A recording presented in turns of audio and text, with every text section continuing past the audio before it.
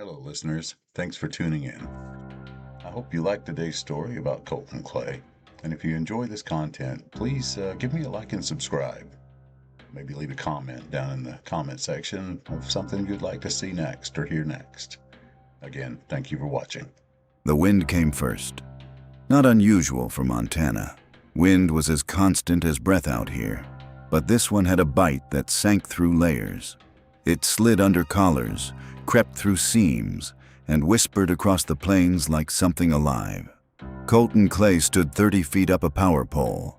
Steel spikes dug into the wood, his harness creaking softly as he leaned back and worked a stubborn insulator free. "Come on," he muttered through clenched teeth. The sky stretched endless and gray above him.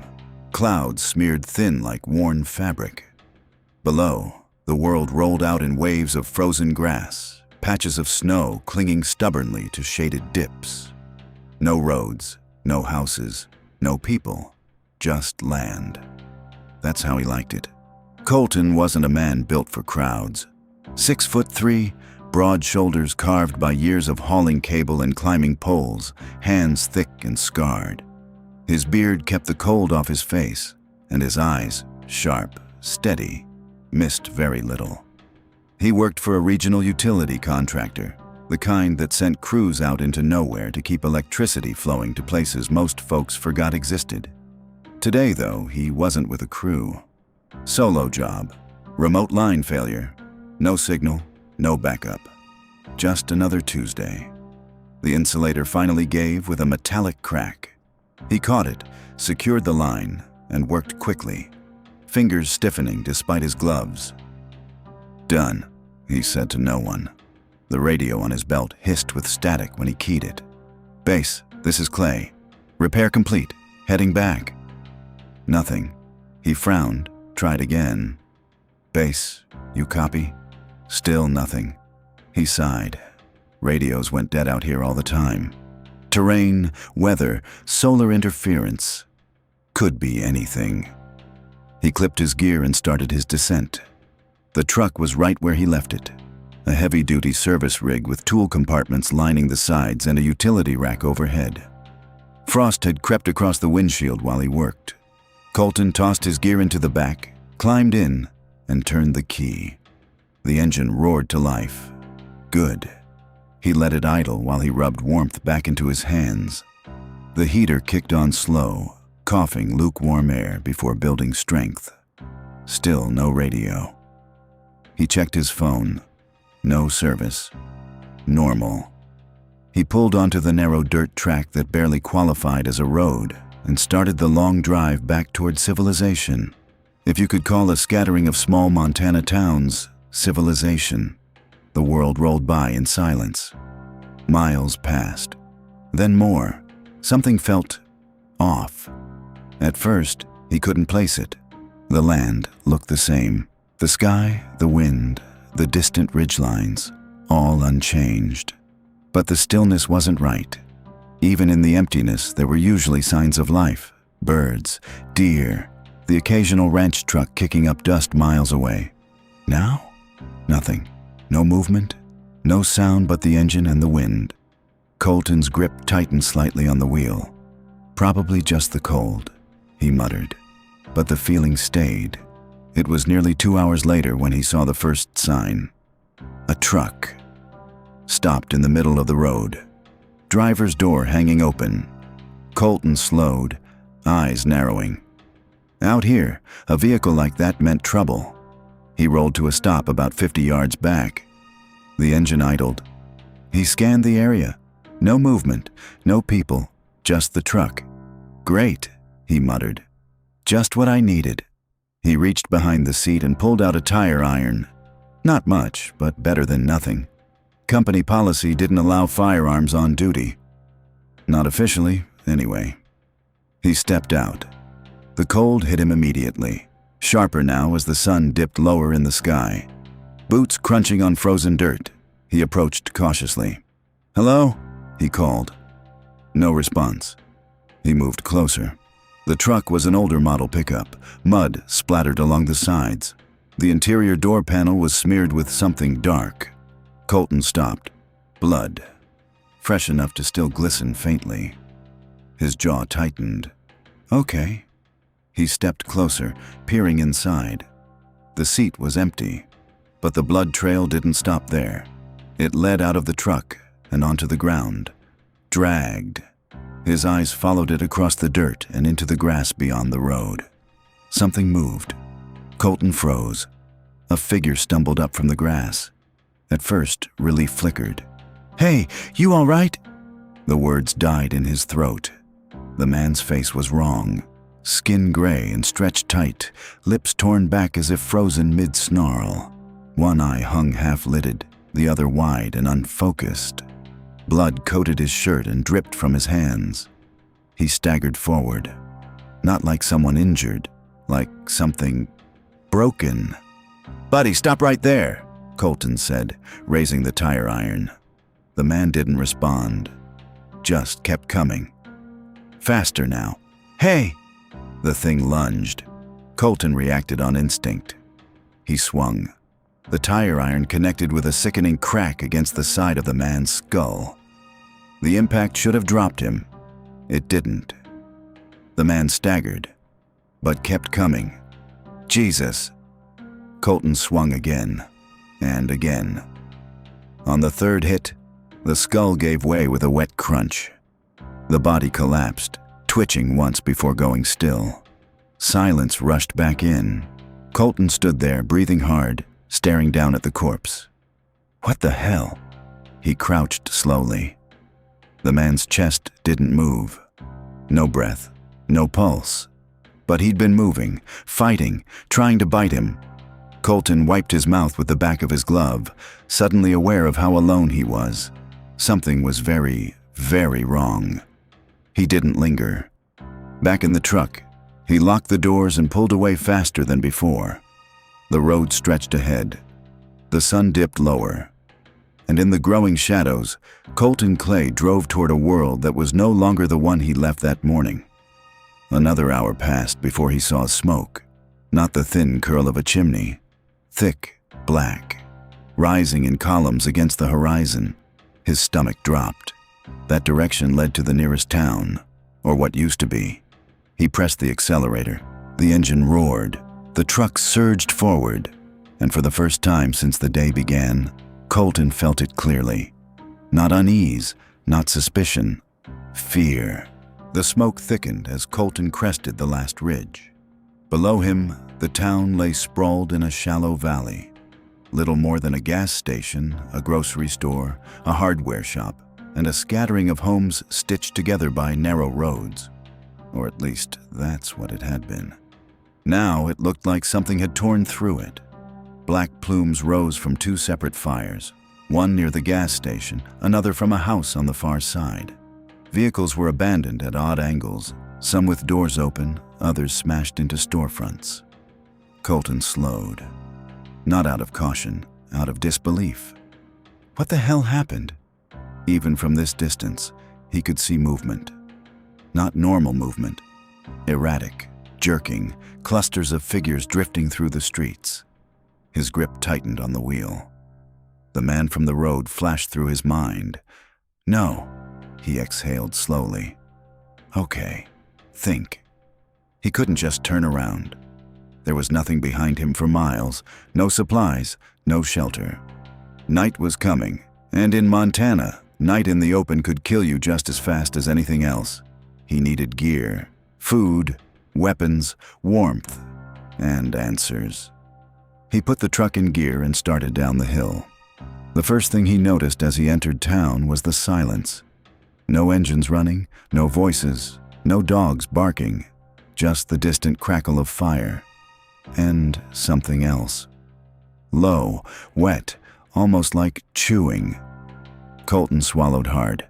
Stay sharp. He rolled slowly down Main Street, scanning everything. The grocery store had been hit hard. Front windows shattered.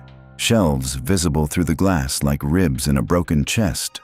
The gas station canopy leaned at an angle. One support beam bent from what looked like a vehicle collision. Then he saw them. 3 figures near the sidewalk. One crouched over something. The other 2 standing nearby, swaying slightly. He slowed to a crawl. The crouched one lifted its head. Its mouth was red. Strings of flesh hung between its teeth. Colton's stomach turned. Jesus Christ! The figure shrieked, a raw animal sound, and lunged toward the truck. The other two followed. Colton didn't hesitate. He slammed the accelerator. The truck surged forward, clipping one of them and sending it spinning across the pavement. The others stumbled out of the way, arms grasping, jaws snapping. He didn't look back. He parked behind the hardware store, out of sight, out of the open. The engine died, and the silence pressed in again. Colton sat there for a moment, breathing slowly. All right, priorities. He ticked them off in his head. Weapon, cold weather gear, food, water, fuel, in that order. He reached behind the seat again, but this time, he pulled something else. A small, locked case. He hesitated. Company policy be damned. He opened it. Inside was a compact handgun and 2 spare magazines. Hope I don't need this, he muttered. But he checked it anyway. Loaded, safety off. He tucked it into his jacket, then grabbed the tire iron and stepped out. The cold hit harder now. The sun was sinking fast, dragging long shadows across the broken town. Colton moved along the back of the building, boots quiet against the frozen ground. He reached the rear door. Locked. Of course. He tested the handle again. Nothing. He stepped back, raised the tire iron, and smashed the glass pane beside the door. The crack echoed louder than he expected. Too loud. Damn it. He reached in, unlocked the door, and slipped inside. The hardware store smelled like dust and oil. And something else. Rot. Colton froze. Listened. Nothing. He moved slowly down the aisles, eyes scanning. Tools, shelves, everything where it should be. For now. He grabbed what he needed fast. A heavy-duty hatchet, a crowbar, work gloves, rope, a propane camping stove, fuel canisters, a portable water filter system, thermal blankets. He found the clothing section near the back, mostly work gear, but it would do. He layered up. Insulated bib overalls, thick flannel heavy winter coat, wool socks, spare gloves, a balaclava. Better, he muttered. Already the cold felt less aggressive. Then, a sound, a scrape, from deeper inside the store. Colton went still. Another scrape, then a low, gurgling groan. Not alone. He drew the handgun slowly. The sound came again. Closer. From the next aisle. He stepped forward, careful, controlled. Peered around the corner.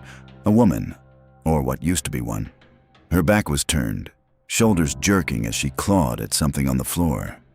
Colton shifted slightly. The floor creaked. Her head snapped around, eyes wide, dead. Her mouth opened, and she screamed. She charged. Fast, too fast. Colton fired. The shot exploded in the enclosed space, deafening. The bullet hit her chest. Did nothing. She kept coming. He fired again, missed. She was on him. Colton dropped the gun and swung the hatchet. It buried deep into her skull. She collapsed instantly. Silence, except for his breathing. "Head," he said between breaths. "It's the head." He yanked the hatchet free, picked up the gun, checked the remaining rounds. "Okay, headshots." He nodded once. Lesson learned. He didn't stay longer than necessary. By the time he stepped back outside, the sky had darkened to deep blue. Night was coming fast, and with it, more of them. Next stop, the grocery store. The front was a mess. Broken glass, blood smeared across the entrance, a shopping cart tipped on its side. Colton moved carefully inside. The smell hit him immediately. Rotting food. And worse. The aisles had been picked over, but not completely. People had rushed, panicked, missed things. Colton moved with purpose. He filled a duffel bag with canned goods, beans, soup, vegetables, rice, pasta, energy bars, jerky, peanut butter, bottled water. Then he found something better. A camping section. He grabbed water purification tablets, a second portable filter, matches and lighters, a compact cookware kit. Good. His movements were faster now, more confident, focused, until... Voices. Colton froze. Not zombies. People. Real people. Outside. Check the back. Anything left, we take it. Shoot if you have to. Colton's jaw tightened. Not rescue. Looters. No. Worse. Organized. The front door creaked open. Boots stepped inside. Clear the aisles. Colton moved instantly. He slipped behind a shelf, crouching low, heart pounding. 3 men, armed, rifles. One laughed. Man, this place got hit hard. Still stuff left, another said. Boss'll be happy. Boss. That word said everything. These weren't survivors. They were scavengers. Taking, controlling, probably killing. Colton tightened his grip on the hatchet. Gun in his other hand. He could sneak out the back, avoid them. That would be smart, safe. But then he looked at his bag, his supplies, everything he needed to survive. And he knew. If they saw him, they'd take it, or worse. One of the men moved closer. Too close. Colton made his decision. The first shot dropped the nearest man instantly. Headshot, clean. The other 2 spun. Contact! Gunfire erupted. Bullets tore through shelves. Food exploded into the air. Colton ducked, rolled, came up behind another aisle. He fired again. Missed. Flank him, one of them shouted. They moved fast, too fast, not amateurs. Colton backed toward the rear exit, firing controlled shots. One clipped a man's shoulder. He screamed. Got him. More gunfire. Wood splintered near Colton's head. He kicked the back door open and ran. Cold air slammed into him. He sprinted for the truck. Behind him, shouts, gunfire. A bullet slammed into the truck's side. Another cracked past his ear. He dove into the driver's seat, slammed the door, and turned the key. The engine roared. He hit the gas. The truck fishtailed, then gripped, and tore out of the alley. More shots rang out, then faded, then silence again. Colton didn't slow down. Not until the town was gone. Not until the fires were just a glow on the horizon. Not until the road stretched empty ahead of him once more. He glanced at the passenger seat. His supplies, hard-earned. Barely enough, but a start. His reflection stared back at him in the windshield. Different already. Harder. Colder. All right, he said quietly. Now we survive.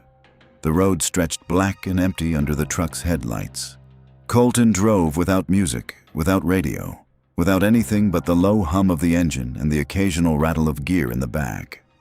Night had fully taken the land, and with it came a different kind of danger. He'd seen enough already to understand one thing clearly. The dead weren't the only threat. Fuel was his first problem. The needle sat just under half. That might have been fine yesterday. Not anymore. Now it was the difference between life and freezing to death in the middle of nowhere. Colton tapped the gauge with his finger like that might change it. Yeah, didn't think so. He needed a larger town. Something with a gas station, intact, hopefully. An outdoor store or hunting shop, maybe a farm supply warehouse. The kind of place where people stocked up for winters that killed the unprepared. He knew one, about 60 miles out. Not big, but bigger than the last. Big enough to matter, big enough to be dangerous. The wind picked up again as he drove. Snow began to fall, light at first, then heavier. Montana didn't wait for permission. Winter came when it wanted, and tonight, it was coming hard. Colton leaned forward slightly, eyes narrowing as visibility dropped. Perfect timing. The truck's tires crunched over fresh powder. The world narrowed to the reach of his headlights. Then, something moved, right in the road. Colton slammed the brakes. The truck skidded slightly before stopping. A figure stood in the beam of light. Then another. Then 3 more. They didn't rush him. They just stood there, watching. Colton exhaled slowly. All right. He shifted into reverse, and more shapes emerged behind him. From the trees, from the roadside, from the dark itself. Not good. They were surrounding him. Not fast, not coordinated, but enough. Too many. Colton's eyes scanned quickly. Left side, ditch, steep drop. Right side, open field, but uneven terrain. Forward, blocked. Backward, closing. He made the call. Hold on. He slammed the truck into drive and floored it. The engine roared. The truck surged forward. The first body hit the grill with a heavy thud, then another. The windshield cracked as something slammed against it, smearing blood across the glass. Colton didn't slow. He plowed through them. The truck bounced, jolted, tires struggling for grip, then broke through. Clear road. He kept going, didn't stop, didn't look back. By the time he reached the outskirts of the next town, the snow had thickened into a full storm. Streetlights flickered or were completely dead. Buildings loomed through the haze like ghosts. But something was different here. This place wasn't destroyed. It was occupied. Colton slowed. Barricades blocked the main road. Vehicles stacked sideways. Metal sheets welded together, and lights. Real lights. Powered. Okay. Figures moved along the barricade. Armed, organized, not wandering, not infected. Human. Colton pulled the truck to a stop at a distance. Watched. Two men stepped forward, rifles raised. One shouted something he couldn't hear through the wind. Colton rolled down the window slightly. Cold air blasted in. "You alone?" one of them yelled. "Yeah," Colton shouted back. "What do you want?" "Fuel, supplies, that's it." The two men exchanged a look, then one smirked. "You got anything to trade?" Colton hesitated. That answer mattered. "Tools, equipment, I can work." The man laughed. "Work? We don't need workers." The second man stepped closer. "We take what we need. That's how this works now." Colton's eyes hardened. "Yeah, figured." The first man raised his rifle slightly. "Step out of the truck." No, that wasn't happening. Colton's mind ran fast. Too many of them. Fortified position, no way through. Not without a fight he wouldn't win. He nodded slowly. "All right." His hand dropped out of sight. Shifted the gear. The man frowned. "Hey!" Colton slammed the accelerator. The truck lunged backward first, catching them off guard. Then he spun the wheel hard and shot down a side street before they could react. Gunfire erupted behind him. Bullets sparked off metal. One shattered a side mirror. Colton ducked instinctively and kept driving. He didn't stop until he was deep in the town. Away from the barricade, away from the main roads. Snow muffled everything now. Even the gunfire faded quickly. Colton slowed, breathing steady again. All right, not friendly. That settled it. No help coming from people. Not out here. He parked behind what looked like an outdoor supply store.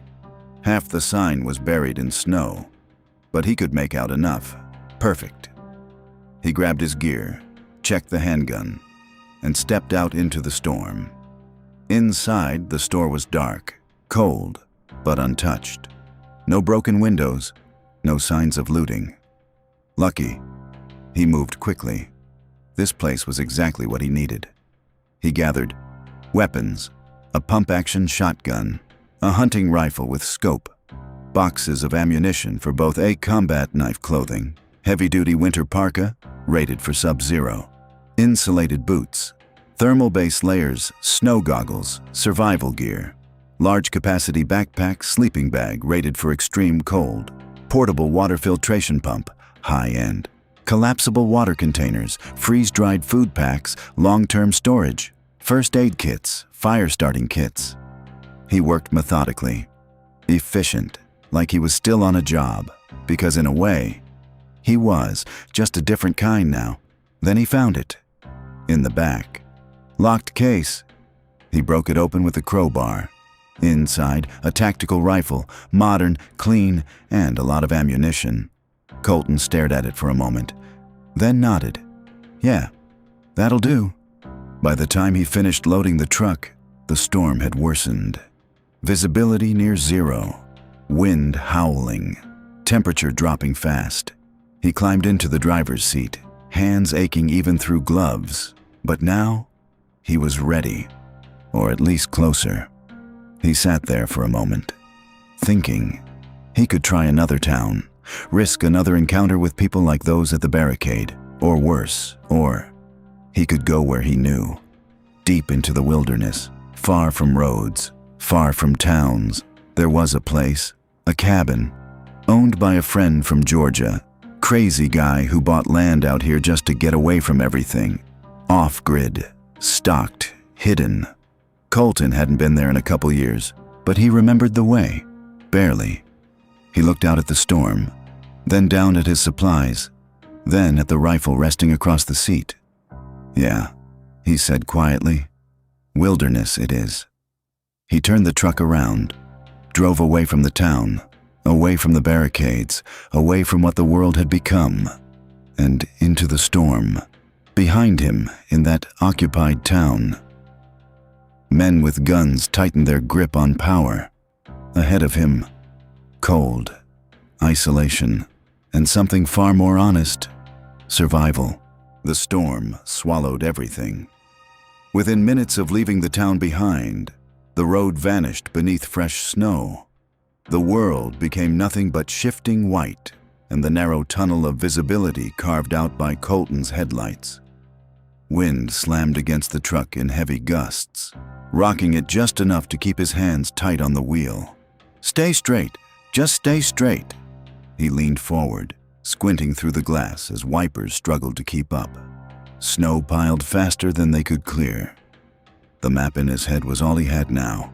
No signs, no tracks, no second chances. Hours passed, or maybe it was less. Time blurred in the storm. The fuel needle crept lower, the engine strained harder, and the truck began to feel sluggish. Colton noticed it first on an incline. The tires spun, caught, then spun again. Come on! He feathered the throttle. Too much gas and he'd dig in, too little and he'd stall. The truck lurched forward, then dropped, hard. A sickening crunch echoed underneath. Colton froze. No. He eased off the gas. Tried again. The engine roared. The tires spun freely. No movement. He tried reverse. Same result. He was stuck, deep, probably bottomed out on packed snow or hidden ice. Colton leaned back in the seat, exhaling slowly. All right, don't panic. But the cold was already creeping in. Without movement, the truck would lose heat fast. Fuel was limited, and the storm wasn't stopping. He looked out into the white void. Somewhere out there, miles away, was the cabin, warmth, shelter, safety. But between here and there, nothing. He moved fast. Experience took over, no wasted motion. He packed a survival loadout from the truck. Rifle and ammunition, shotgun, strapped across his back. Handgun at his side, full winter gear layered tight. Thermal blankets, water filtration system, freeze-dried food, fire kit, rope hatchet. He left what he couldn't carry. No choice. Then he killed the engine. Silence rushed in. Heavy. Absolute. Colton opened the door. The wind hit like a wall. The cold was different out here. Not just temperature. It had weight.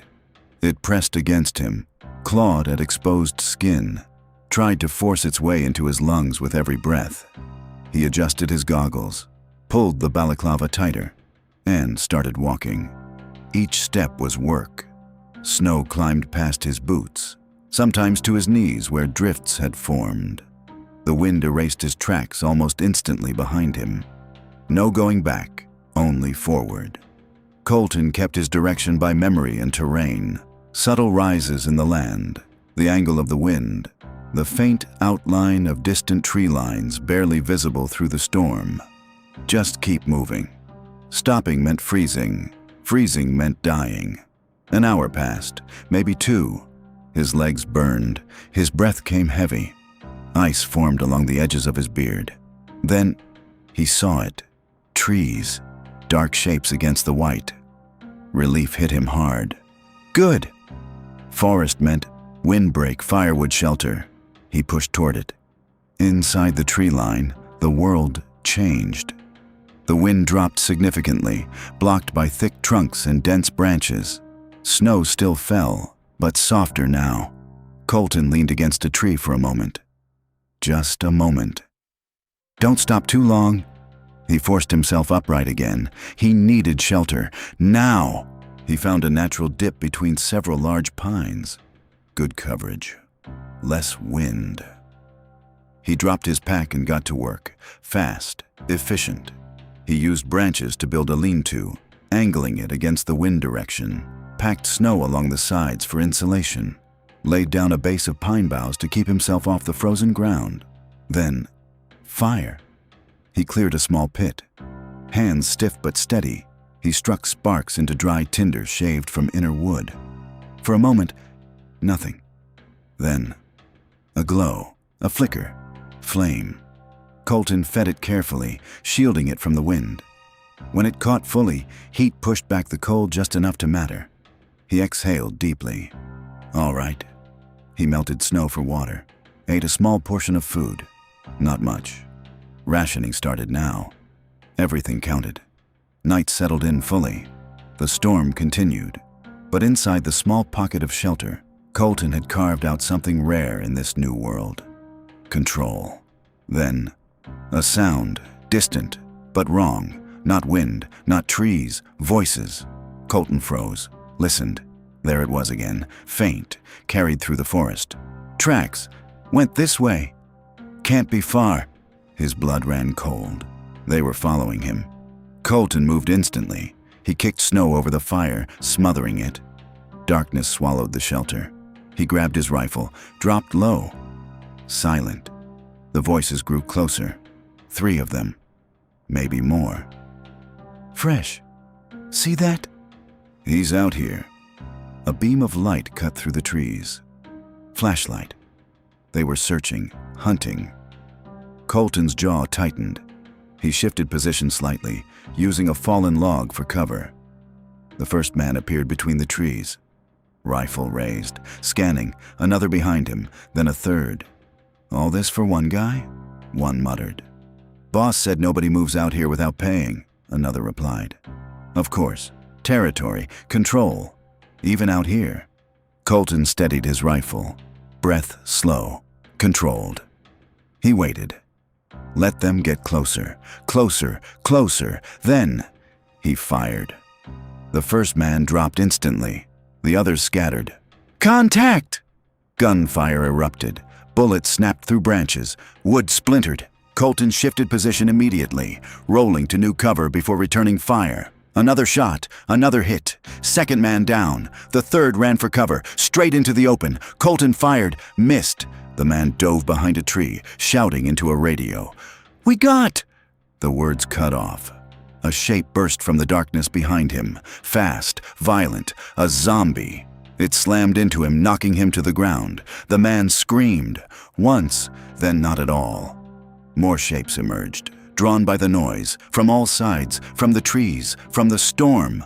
Colton's eyes widened. Move! He didn't hesitate.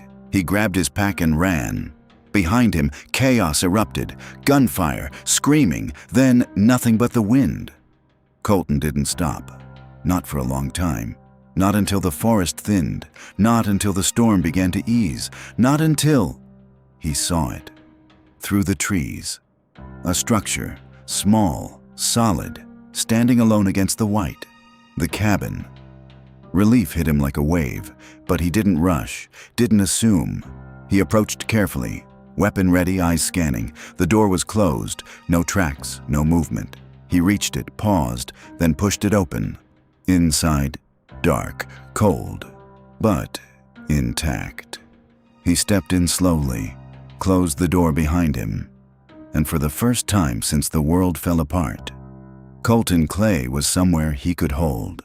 The cabin smelled like dust, old wood, and memory. Colton closed the door behind him and stood still. letting his eyes adjust to the darkness. His breath came out in slow, controlled bursts, fogging faintly in the freezing air. "All right." His voice sounded different now, lower, grounded, like something had settled into place. He moved methodically. First, clear the structure. Rifle up, step slow, he checked every corner. Main room, empty. Small kitchen area, undisturbed. Back room, bunk beds, untouched. No bodies, no signs of intrusion, no blood, no movement. Good. That meant two things. No one had found this place. It was still his to claim. Next, heat.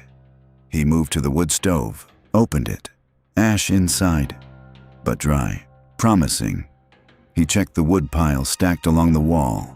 Still there, still usable. "Thank you, Jake," he muttered. Jake, the friend from Georgia who bought this place years ago just to disappear when the world got too loud. Guess he'd been right. Colton got to work, kindling, tinder, a spark. The fire caught slowly, then stronger. Heat began to push back the cold. Not much, but enough. He didn't sit, not yet. Still work to do. Securing the cabin, Colton moved like he was back on a job site. Assess, reinforce, prepare. He checked every window. Small, few. Good. He boarded them from the inside using spare planks and nails he found in a storage chest. The door got reinforced next. A heavy timber braced across it. Improvised, but solid. Then he set up noise traps outside. Empty cans tied with wire along the entry path, a trip line between two trees. Snow disturbed in patterns he could recognize. Nothing fancy. Just enough to know if something or someone was coming. Water. He found the hand pump just outside, partially buried in snow. He cleared it, tested it. At first, nothing. Then, a groan, a cough, and finally, water. Cloudy, but flowing. Colton let out a breath. Still works. He ran it through the filtration system anyway. No chances. He filled containers, stored them inside where they wouldn't freeze solid. Food inside the cabin. He found what he hoped for. Stockpiles. Not massive, but enough.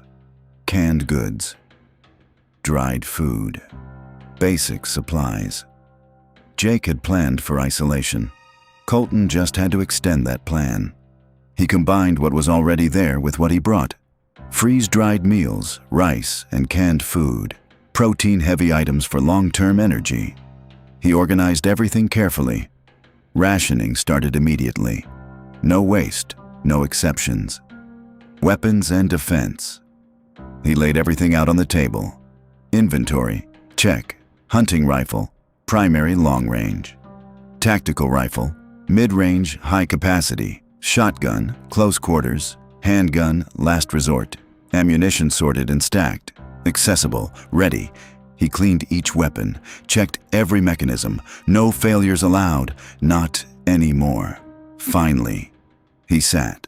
The fire crackled softly. Wind whispered against the cabin walls. For the first time since this started, Colton Clay allowed himself to breathe, but it didn't last long. Morning came gray and quiet. The storm had passed. The world outside lay buried in fresh snow, smooth and untouched. Except for one thing, tracks. Colton saw them the moment he stepped outside. Boot prints, multiple, heading straight toward the cabin. His jaw tightened. "They found me!" He moved fast, back inside, weapons ready, positions chosen. He didn't panic, didn't rush. This was what everything had been leading to. The sound came first, distant, engines, then voices, then vehicles breaking through the snow line. Colton peered through a narrow gap in the boarded window. 3 trucks, armed men. More than before. At least 8, maybe more. The same kind, organized, hunters. One of them stepped forward, loud, confident. "You in there?" he shouted. "We know you're alone." Colton said nothing. The man continued. "Step out, drop your weapons, and we might let you live." Might. Colton almost smiled. They spread out, trying to flank, trying to surround. They didn't know the terrain, didn't know him. The first shot came from Colton, clean, precise. The man who shouted dropped instantly. Chaos followed. Gunfire exploded across the clearing. Bullets slammed into the cabin walls. Wood splintered, glass shattered behind boards. Colton moved between firing points, never staying still. He picked targets carefully. One shot, one kill. He shifted, fired again. Another down. The gang scrambled for cover, returning fire wildly. Not disciplined, not controlled, just loud. One of them rushed the side of the cabin, shotgun raised. Colton switched weapons, waited, timed it.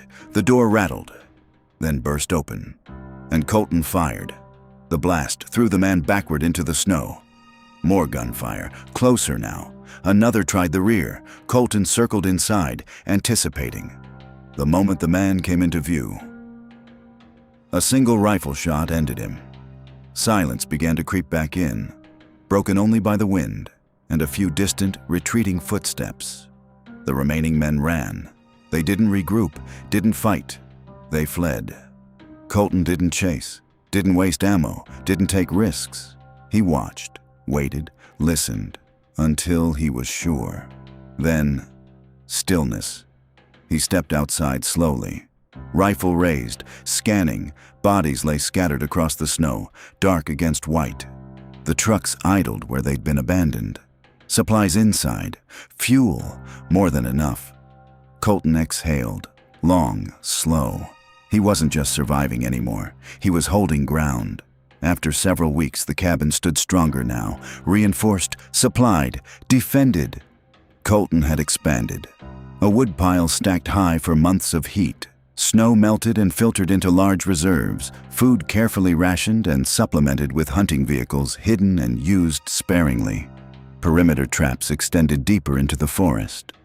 The wilderness had become what it always was, honest, brutal, but fair. One evening, Colton stood outside, watching the sun dip behind the mountains. The sky burned orange and red across the frozen land. No smoke, no gunfire, no voices, just wind and silence. The world had fallen apart, cities gone, people changed, some into monsters, some into worse. But out here, there was still something left. Not civilization, not safety, but something real. Colton Clay adjusted his rifle across his shoulder and turned back toward the cabin, toward the fire, toward the life he'd carved out of the end of the world. And for the first time since it all began, he wasn't running anymore. The cold had teeth that morning. Colton could feel it even through layers as he stepped out onto the packed snow, rifle slung across his chest. The sky hung low and gray, the kind that promised more snow before nightfall. Routine kept him alive now. Check traps, scan perimeter, listen, always listen. He moved quietly through the tree line, boots crunching softly, eyes scanning the patterns he knew by heart. Nothing disturbed, no tracks. Wait. Colton stopped mid-step. There, faint. Almost gone beneath drifting snow. Tracks, not one set, two, small, uneven, dragging. His body went still. Not zombies, too deliberate, too human, too weak. He followed, slowly, carefully. The tracks weaved, staggered, doubled back once as if whoever made them had gotten disoriented. Not trained, not prepared. Lost. It took 20 minutes before he saw them. Two shapes at the base of a tree. Barely shapes. Almost part of the snow itself. Colton approached cautiously, rifle ready. No movement, no sound. Then, a faint breath. "Hey!" His voice was low, controlled. The larger shape stirred. A woman.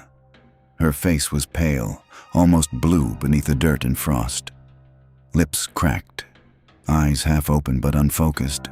In her arms, a child, a girl, maybe 8 or 9, completely still, too still. Colton dropped to a knee instantly. Hey, stay with me." The woman's eyes tried to focus on him. "Please," she whispered, barely audible.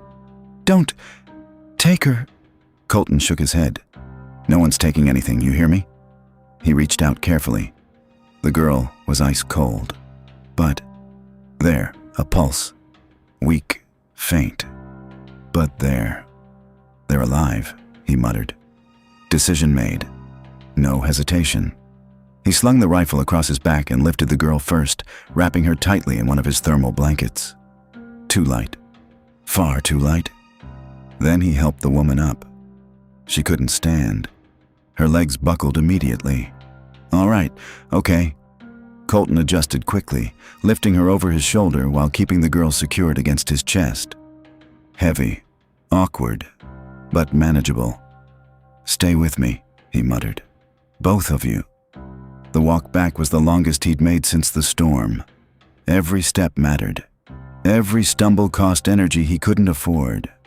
The wind picked up again. Snow started falling harder. Not now. He pushed forward, breathing harder, legs burning, arms straining. But he didn't stop. Not once. By the time the cabin came into view, his vision had narrowed. Tunnel-like, focused only on the door. Almost.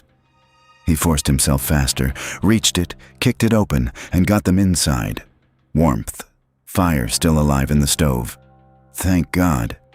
He moved fast. Training, not formal but earned, took over. Hypothermia. Priority 1. He stripped their outer layers immediately. Wet, frozen, dangerous. He wrapped them in dry blankets, layering heat slowly, not too fast. He knew better than to shock the body. Easy, easy. The girl didn't move. The woman barely responded. Colton heated water, carefully, not boiling. He added what little he could, electrolytes, a bit of sugar. Then he worked, slowly, steadily. Hours passed.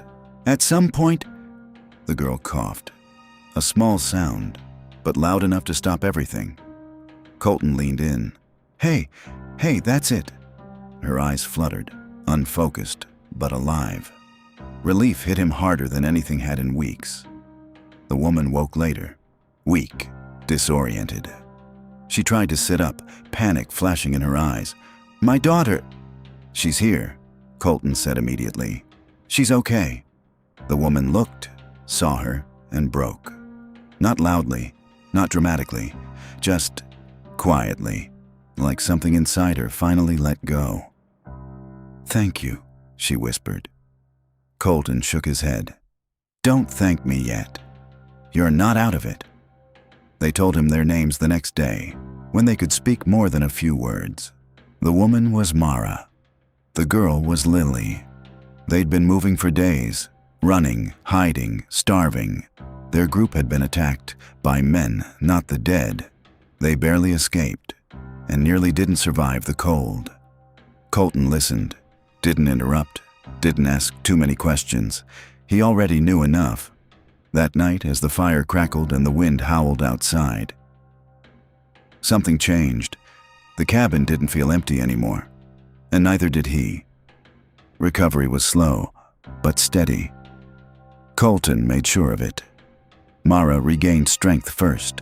She insisted on helping as soon as she could stand properly. You don't have to. Colton started once.